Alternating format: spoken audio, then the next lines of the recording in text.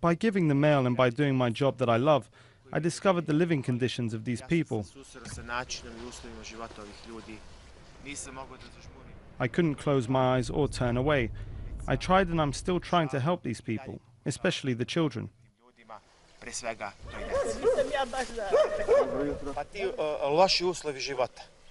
Their poor living conditions make me take action. There are no roads worthy of that name in the villages where houses have no electricity, no water, and 5 or 6 members of a family live in just one room. Every day the children of these villages walk 10 to 15 miles to school, braving the rain and snow.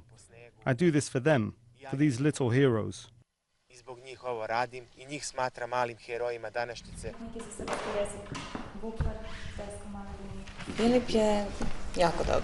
Philip is a good man. He made this school a better place for everyone. He bought us computers, which made class more interesting. Now he's changing the playground. He's just great.